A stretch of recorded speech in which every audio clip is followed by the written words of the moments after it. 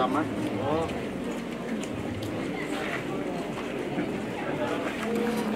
Selamat datang Pak di Pondok Goro.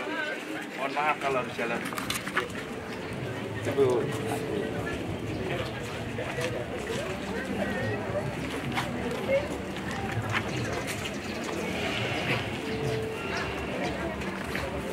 Depan lagi deh.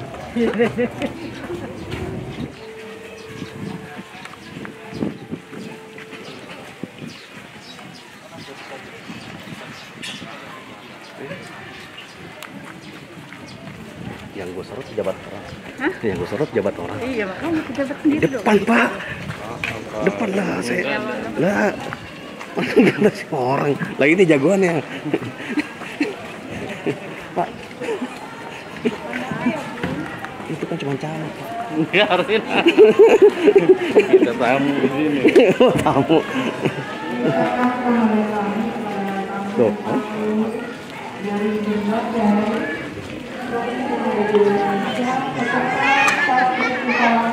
HAM 2021. Kami ucapkan selamat datang di Pondok Goro.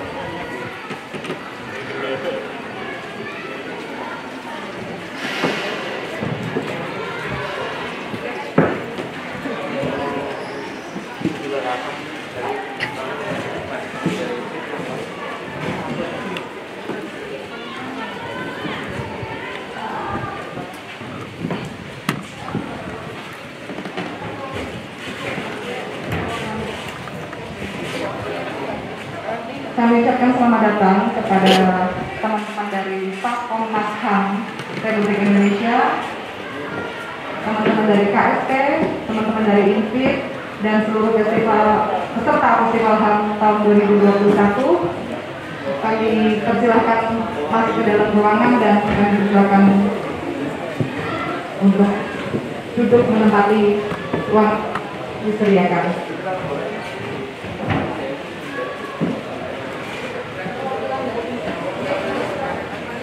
Dari INFIT, mohon untuk perwakilan dari INFIT, staf KSP dan staf dari Komnas HAM untuk menempati duduk di depan.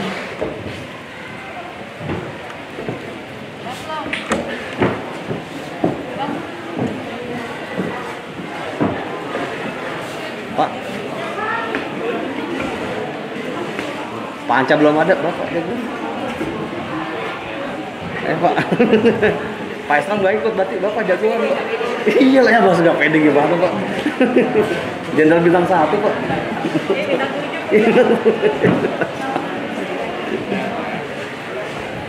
Sekali lagi kami mohon kepada Pede banget. Bapak dan Ibu, perwakilan dari Komnas HAM dan Pak Gatot, Nah kan? teman-teman dari KSP dan teman-teman dari INFIT untuk Nah, karena paling tua Pak.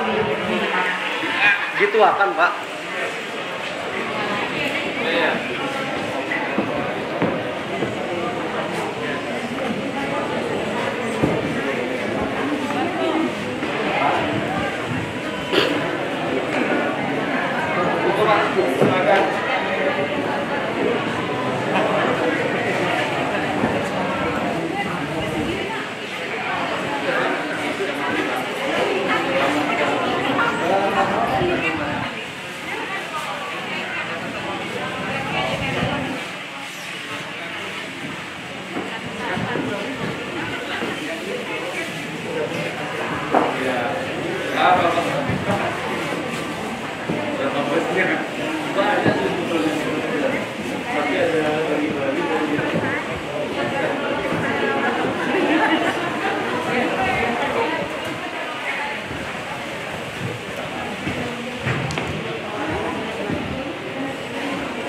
Bismillahirrahmanirrahim. Assalamualaikum warahmatullahi wabarakatuh.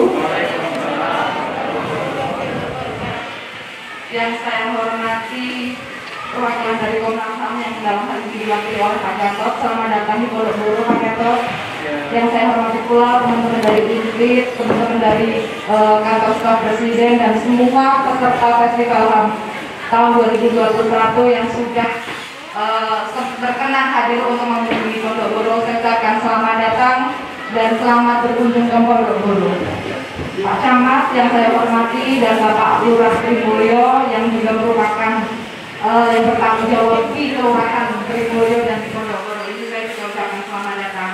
Teman-teman pendamping ada dari Rumin Lamjo dan dari Yayasan Anak Kakak serta juga PKBI, selamat datang dan selamat bergabung dengan kita di kunjungan Festival HAM 2021. Bapak dan Ibu, sedikit cerita dulu sebelum nanti ada pemutaran video. Kami mohon maaf, Ibu Kristiana Hendra B. Hadi sebagai inisiator pemindahan Pondok Boro tidak bisa hadir karena hari ini sedang kurang enak badan, sehingga beliau minta izin dan memberikan salam untuk Bapak dan Ibu semuanya. Sedikit cerita sebelum kita menginjak pada rangkaian acara pada pagi hari ini. Pondok Boro ini adalah salah satu bangunan milik pemerintah Kota Semarang yang diperuntukkan untuk warga yang dari luar kota yang bekerja di Kota Semarang dan mereka belum punya tempat tinggal. Mereka bisa menginap sementara di sini dengan sewa 5.000 per hari. Tetapi alhamdulillah hari ini dengan kebijakan pemerintah Kota Semarang, kami dan teman-teman ada 37 kepala keluarga yang itu ditempatkan di sini dan diberikan fasilitas gratis untuk menyewa. Nanti kita akan dengarkan ceritanya seperti apa. Sebelumnya kita lihat dulu video pemutaran pemindahan Pondok Boro, proses pemindahan Pondok Boro.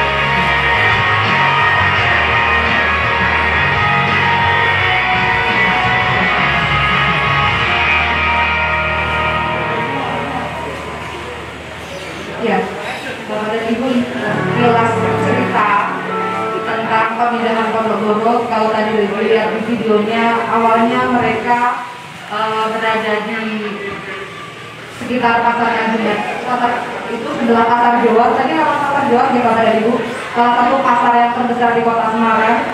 Mereka sudah lebih dari 20 tahun tinggal di sana. Jadi yang hadir di sini, anak-anak ada di sini sudah generasi kesekian yang mereka awalnya tinggal di pasar Jawa, tinggal di bedeng-bedeng, Mas Letnya bisa jalan, tinggal bedeng-bedeng yang ada di sana, yang tentunya kalau kita lihat banyak hal peristiwa-peristiwa yang kalau kita berbicara tentang HAM, 2 hari kita sudah berdiskusi tentang hak asasi manusia. Kita mulai melihat ketika mereka tinggal di pasar, ketika mereka tinggal di sekitar di bedeng-bedeng yang mereka terancam suatu saat takut akan digusur. Setelah digusur mereka pindah cari tempat lain dan kemudian digusur lagi dan sebagainya. Bapak dan Ibu bisa membayangkan apa kesenjangan HAM yang mereka alami.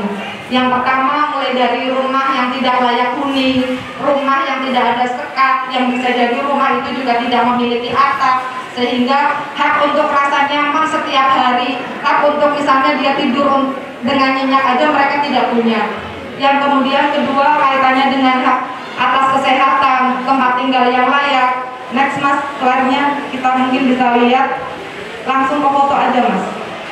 Nah, rumah mereka tadinya seperti itu, tidur di atas bedeng yang itu tempat mereka pembuangan sampah, kemudian dibangun bedeng di atasnya. Kita bisa membayangkan kesehatan mereka tidak terjamin, akses air bersih mereka tidak ada. Apalagi kalau kita berbicara akan hak perempuan, hak kesehatan perempuan, atau kita berbicara tentang bagaimana ancaman dari rasa takut, ancaman dari kekerasan seksual, itu selama ini mereka rasakan selama 20 tahun. Nah, alhamdulillah pada tahun 2021 ini atas kebijakan dari Wali Kota kita tercinta Bapak Hendra Prihadi, kami kebetulan saya Ika dari Yayasan Anantaka dan dibantu teman-teman Rumpis, ini ada Mbak Nisa dan Bu Ani, kami mendiskusikan hal ini dengan Ibu Wali Kota. Kami cerita tentang kondisi di sana dan Ibu Wali Kota kemudian hadir melihat langsung kondisi mereka seperti itu dan beliau berinisiasi untuk menyampaikan hal ini ke Pak Hendri. Dan alhamdulillah dengan kebijakan pemerintah Kota Semarang yang harusnya mereka di sini sewa bayar 5.000 per hari. Kalau kita hitung 5.000 per hari kali 1 bulan 150.000. Kali 1 tahun kali 37 kakak itu sekitar 66.600.000 itu sebenarnya PAD Kota Semarang. Tapi alhamdulillah Pak Wali membebaskan dengan mempertimbangkan banyak hal yang hari ini kita tahu Kota Semarang sudah menjadi tuan rumah Festival HAM dan pasti Kota Semarang sebagai kota peduli HAM. Dengan mempertimbangkan hal itu, alhamdulillah pada tanggal 19 Maret mereka bisa direlokasikan ke Pondok ini. Tepuk tangan.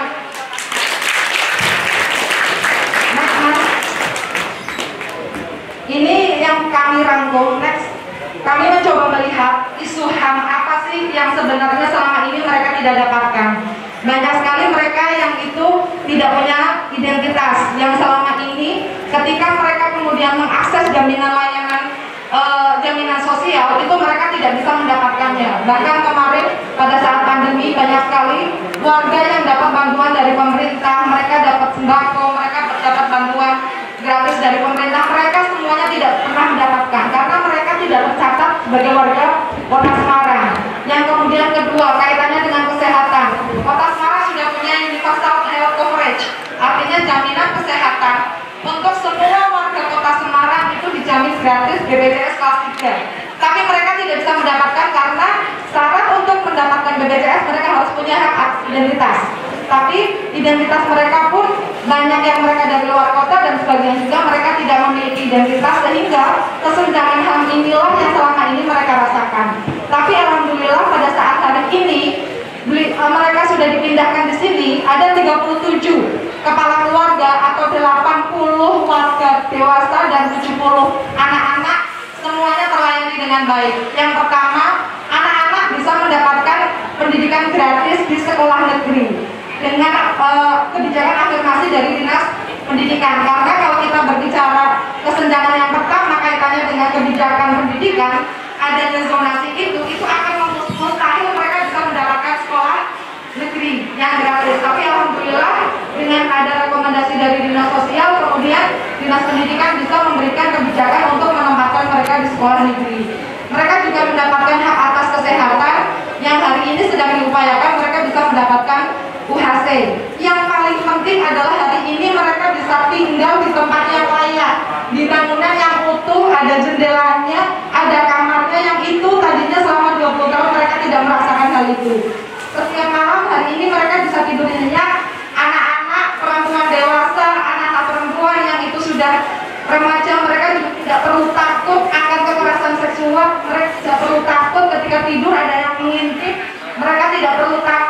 suatu saat ancaman itu datang ke mereka dan mereka bisa mandi setiap hari, sehari 2 kali. Kalau dulu di Pasar Johor mandi pun mereka harus bayar karena di tempat pemandian umum. Kalau hari itu mereka nggak punya uang, mereka tidak mandi. Tapi alhamdulillah akses air di sini yang kemudian mereka bisa mendapatkan itu. Dan banyak hal lagi, pemerintah Kota Semarang bergerak bersama OPD-OPD terkait, ada dinas sosial, dinas pendidikan, termasuk administrasi kependudukan, Capil, ada beberapa yang sudah difasilitasi, salah satunya adalah administrasi kependudukan. Ini Bapak dan Ibu, ketika kita berbicara sekilas tentang Pondok Boro dan hal yang kalau kemarin kita sebelumnya sudah ada pelatihan HAM, apa sih gap yang menyebabkan ini? Yang pertama, dulu kami suka teriak-teriak ke pemerintah. Kenapa dinas sosial tidak bisa memindahkan mereka? Padahal kita bertahun-tahun. Karena kami waktu itu tidak tahu bahwa ada kebijakan pemerintah terkait dengan kewenangan. Dinas sosial Kota Semarang tidak punya kewenangan membuat panti. Kewenangan panti itu ada di provinsi. Ini yang kemudian pada saat kami teriak ke dinas sosial, mereka tidak punya solusi. Karena mereka tidak punya panti dan tidak bisa membuat panti karena adanya gap kewenangan itu. Yang kedua, kalau kita berbicara tentang administrasi kependudukan, pada saat kami berbicara diskusi dengan dinas kependudukan, mereka kami minta anak-anak agar dibuatkan akte, warga agar dibuatkan KTP. Mereka harus berbasis dokumen, berbasis tempat tinggal ada di mana. Mereka tidak mungkin membuat akte atau membuat administrasi kependudukan dengan keterangan tempat tinggal di Pasar Johor, karena Pasar Johor itu bukan tempat tinggal. Ini kesulitan-kesulitan yang kami hadapi, yang kemudian pada saat dipindahkan di sini, mereka bisa difasilitasi mendapatkan administrasi kependudukan dengan kebijakan masuk ke warga rentan, yang artinya mereka dapat surat domisili dari kelurahan dibantu oleh Pak Lurah dan mereka bisa mendapatkan administrasi kependudukan. Dan banyak hal lagi, gap kebijakan yang terkait dengan otonomi daerah sehingga mereka tidak bisa mendapatkan hak atas, misalnya kalau kita berbicara kesejahteraan sosial karena mereka ada yang KTP-nya bukan Semarang. Kebijakan-kebijakan ini yang kemudian di sini pemerintah Kota Semarang dalam hal ini Pak Wali mencoba mengakomodir hal ini, dan alhamdulillah pelan-pelan anak-anak di sini sudah bisa disekolahkan ke negeri. Ini ada Kenzo bisa berdiri biar dilihat sama teman-temannya, sama Andi, silakan berdiri. Ini Kenzo dan Andi, usahakan salam sama kakak-kakak. Malu dia. Kenzo dan Andi ini sekarang dia sudah mendapatkan, silakan duduk Kenzo. Kenzo dan Andi hari ini dia sudah mendapatkan sekolah negeri, kemarin masuk ke SMP 6 dan diberikan fasilitas gratis mulai dari seragam bahkan sampai ongkos jahitnya. Itu diberikan gratis oleh pemerintah Kota Semarang, dan artinya hari ini mereka tidak perlu berpikir bagaimana uang untuk pendidikannya. Di sini juga ada Mbak Ulan nanti juga bisa cerita. Ini salah satu warga yang kemudian dipindahkan ke Pondok Boro ini. Nah, untuk lebih jelasnya nanti bisa sedikit Bu Ani, monggo silakan untuk menceritakan salah satu yang dilakukan oleh Rumpin Danjur dalam mendampingi pembuatan administrasi kependudukan warga rentan. Silakan Bu Ani. Assalamualaikum warahmatullahi wabarakatuh. Perkenalkan, nama saya Bu Ani dari Rumpin Danjur PKBI Jawa Tengah. Jadi panggilan saya di sini itu ibunya Rumpin. Jadi kami selama bertahun-tahun kesulitan untuk membuatkan identitas anak-anak dampingan kami. Setelah mereka dipindahkan ke Pondok Boro ini, alhamdulillah atas bantuan dari Bu Tia Dendi dan dinas sosial, rekan dari Anantaka, dari Rumah Sakit Sultan Agung dan PPK Kota Semarang bergabung bergerak bersama. Akhirnya terciptalah kakak rentan, 20 kakak sudah tercipta kemarin tanggal 13. Alhamdulillah. Dinas sosial sudah mengeluarkan 120 matrek untuk persyaratan ke Dukcapil. Terus sekarang lanjut ke akte lahir anak ibu, karena kebanyakan mereka nanti dibuatkan akte anak ibu. Seperti itu, Ibu.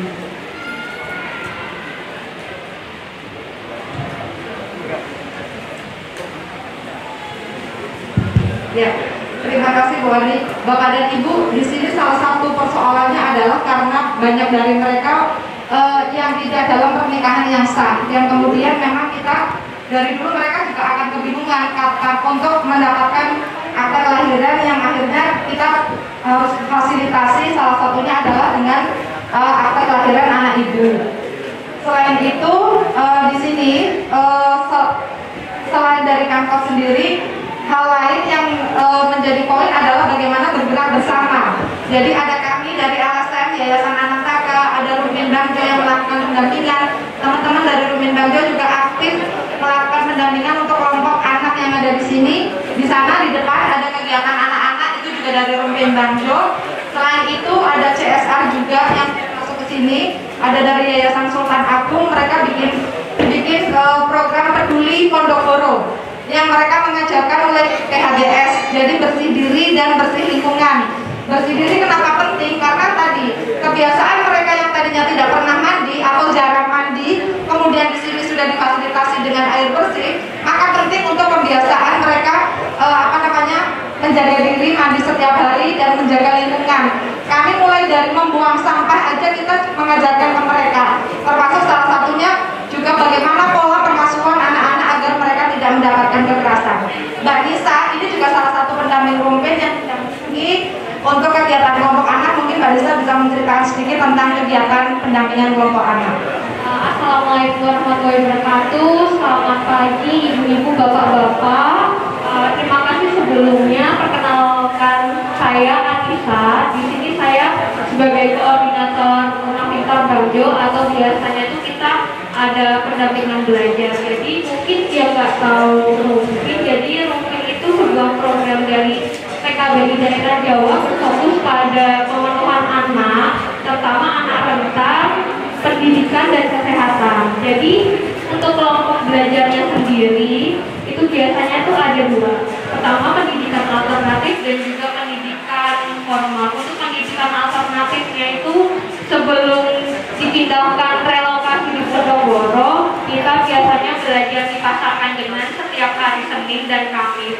Setelah dipindahkan di Pondokoro, kita belajarnya setiap hari Senin jam 4 sore. Itu untuk materinya dari relawan sendiri menyusun silabus, mulai dari pendidikan akhlak, sejarah, matematika, terus kreasi tangan dan sains. Mungkin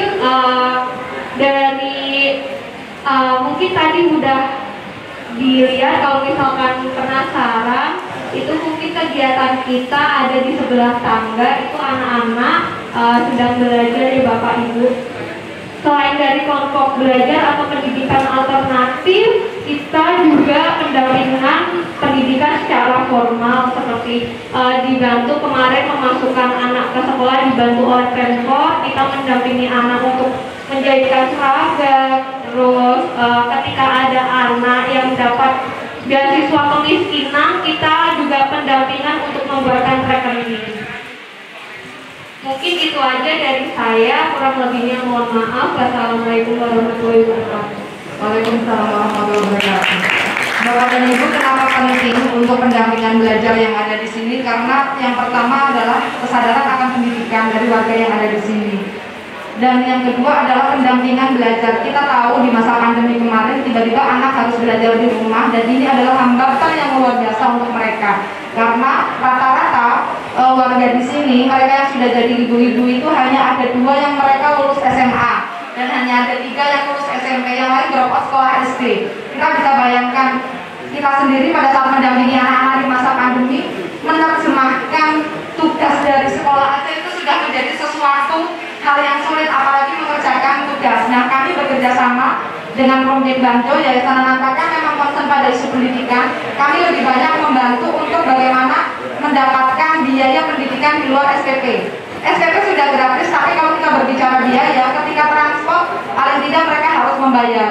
Uang buku mereka juga harus beli. Kuota juga tidak semuanya mereka mendapatkan dari sekolah. Yang itu kemudian kami memberikan, ada beberapa anak yang di sini yang kita berikan biaya operasional sekolah untuk mereka yang ada di sana. Dan di sini Mbak Ulan, ini Mbak Ulan salah satu yang warga yang dipindahkan di sini, mungkin bisa banyak cerita testimoni perasaannya seperti apa, dulunya seperti apa, dan setelah dipindahkan dari pemerintah Kota Semarang hari ini kondisinya seperti apa? Silahkan Mbak Wulan. Assalamualaikum warahmatullahi wabarakatuh.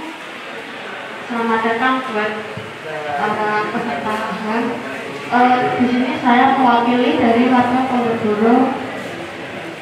Dulu sebelum kami dipindahkan di sini, direlokasi di sini, itu tadi sudah melihat tayangan tadi kita membuat rumah-rumah kecil tanpa pintu, tanpa jendela, yang di situ bawahnya itu dulunya bekas pembuangan sampah. Di situ banyak tikus, banyak hewan-hewan kecil, banyak ular, banyak apa. Alhamdulillah kita direlokasi di sini atas kebijakan pemerintah yang dibantu oleh kawan-kawan Anantaka sama kawan-kawan Rumpin. Kita mendapat kehidupan yang layak di sini. Dari segi kesehatan kita sudah alhamdulillah di sana kita mandi itu bayar bayar 2 kali, 1 masuk kamar mandi. Kalau kita kencing, kita apa, 2.000 dikalikan sehari. Itu kalau nyuci, kalau di pasar itu kan tidak boleh ya Bu ya, tidak boleh nyuci lama-lama buat gantian yang lain. Itu kita nyuci itu ada hujan turun dulu, kita nampung, baru kita bisa nyuci. Dan dulu kalau kebanjiran Bu, rumah kita kebanjiran. Waktu dulu pernah kebanjiran segini. Itu bayangkan aja sampahnya kayak gimana Bu. Nah, dari dulu kita alhamdulillah sudah direlokasi ke sini, kita mandi gratis, kita tidak bayar 1% pun tidak bayar semua. Terus anak-anak, kita kan di situ kan di pasar ya Bu ya, banyak tuh anak-anak remaja, anak-anak yang seusia-usia SMP, SMA, itu kan di situ bedeng-bedengnya tanpa pintu. Kita tidak tahu di sana kan banyak gali-gali, banyak coklat, banyak apa-apa. Di situ jadi satu Bu, jadi satu sama laki-laki dewasa. Kita dulu takut kalau anak-anak ini nantinya dapat pelecehan seksual atau apa. Setelah direlokasi ke sini kan ada pintu, jadi mereka lebih waspada diri. Terus soal pendidikan, mereka di sana dulunya dari yang SD belum bisa mendapatkan pendidikan yang layak karena SD kan bayar dulu. Kalau di swasta kita bisanya masuk ke SD swasta, kalau negeri kita pakai zonasi. Banyak teman-teman di sini tuh yang luar daerah, jadi tidak bisa masuk zonasi kota Semarang. Setelah di sini direlokasi di sini, teman anak remaja di sini banyak yang sudah masuk ke SMP. Alhamdulillah dibantu dari dinas-dinas terkait dimasukkan ke SMP negeri, jadi tidak pada bayar. Selain itu dikasih ongkos, kalau tidak ada motor dikasih ongkos. Alhamdulillah di situ. Identitas ini, kalau identitas banyak warga-warga di sini, maaf, bukan saya mengumbar apa sebenarnya. Di sini itu banyak warga yang cuma berkumpul sama lelaki, punya anak, tapi tidak terikat dalam pernikahan. Banyak, jadi dia tidak, dari ibunya tidak punya identitas, akhirnya di anaknya tidak punya identitas sampai cucunya. Alhamdulillah kemarin dikeluarkan sama Mbak Ani, dibantu sama kawan-kawan ke Pemkot, dia mendapatkan KK sama KTP. Alhamdulillah ya, dibantu, tapi bisanya masuk di KK ibu Pak, karena tidak pernah terikat pernikahan yang sah. Jadi mereka ya sementara ini, nah ini anak-anak belum semua sekolah ya Pak ya, belum semua sekolah. Ini mau dibuatkan akte kelahiran untuk anak ibu untuk sekolah yang lebih layak lagi.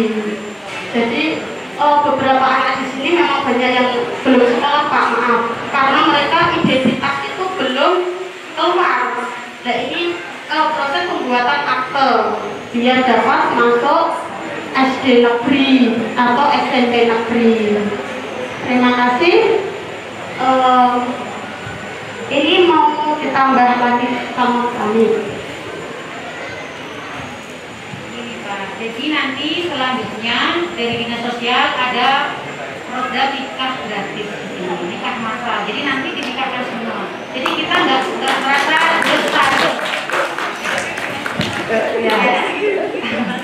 Tentunya proses ini bukan hal yang mudah ya Bapak dan Ibu. Kalau kita lihat dari ceritanya, mulai dari kita pasti ada PR untuk merubah kebiasaan, merubah budaya yang itu mungkin tadinya dianggap biasa, yang kemudian ketika mereka tinggal di apa namanya, di sebuah tempat yang itu ada RT-nya, ada RW-nya, di kelurahan, mereka pun harus beradaptasi untuk menjadi warga masyarakat seperti warga yang lain. Mereka juga harus tahu bagaimana sih hidup bertetangga, konsep rumah. Tapi alhamdulillah yang luar biasa sekali dari mereka, dan ini membuat kita semangat untuk mendampingi mereka adalah dari pertama direlokasi itu dulu warga yang melihat itu banyak yang nyinyir, ini pasti 3 hari pasti mereka akan minggat. Tapi alhamdulillah sampai hari ini penduduknya masih full, mereka tinggal di sini semuanya. Tepuk tangan dulu untuk warga Ponorogo. Mereka semangat untuk berubah, mereka semangat untuk memperbaiki diri. Bahkan konsep rumah itu sudah ada, sehingga pada pagi mereka pergi pulang, mereka tidur yang ada di sini. Mereka masih ada yang mengamen, masih ada, tapi mereka pun tetap pulang. Sudah paham konsep rumah, pulangnya adalah ke Ponorogo. Yang ini pasti membutuhkan perjuangan yang luar biasa sekali. Sebagai informasi Bapak dan Ibu, rata-rata mereka saat ini pekerjaannya adalah, salah satunya adalah ngayeng. Ngayeng itu memunguti memunguti seperti bawang merah, bawang putih yang ada di pasar jual. Ketika banyak sekali mereka pada istilahnya yang ngedrop sayuran ke pasar itu datang, itu kan bawa pakai truk. Nah itu barang-barang yang jatuh itu mereka punguti, kemudian mereka bersihkan, mereka jual. Itu pekerjaan mereka.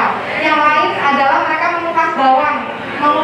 Jadi ada industri rumahan yang menjual bawang goreng. Nah mereka membantu mengupas bawang 10 kilo 5.000 ya.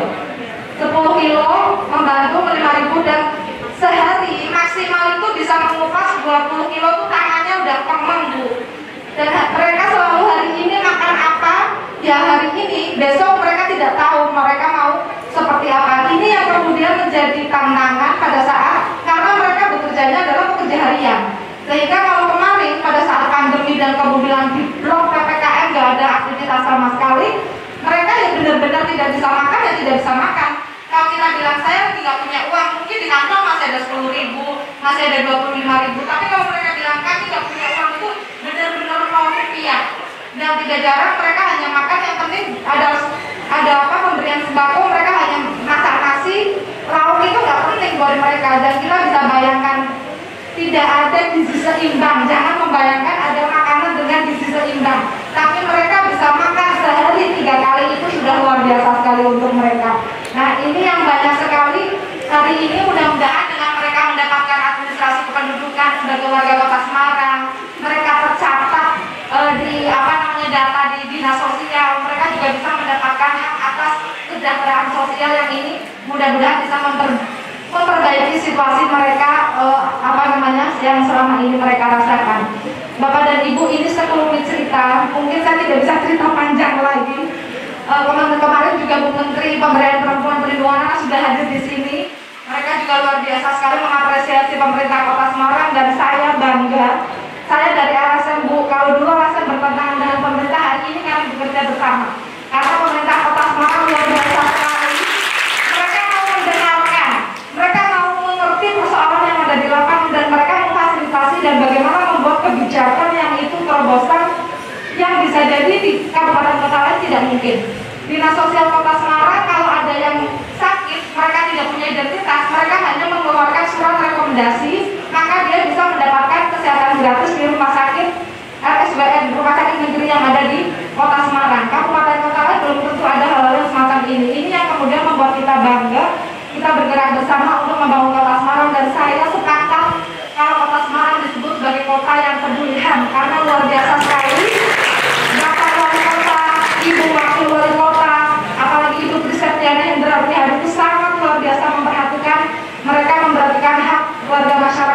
ada di Kota Semarang. Demikian dari kami mohon tanggapan, cerita. Sebelumnya saya ucapkan selamat datang dulu kepada Ibu Sandrayati Moniaga dan Bapak Hariansyah yang tadi mohon maaf kami belum sebutkan karena Bapak dan Ibu hadir menyusul. Kami mohon tanggapan dari Bapak dan Ibu. Yang pertama kami sampaikan kepada Ibu Sandrayati Moniaga, kami persilakan.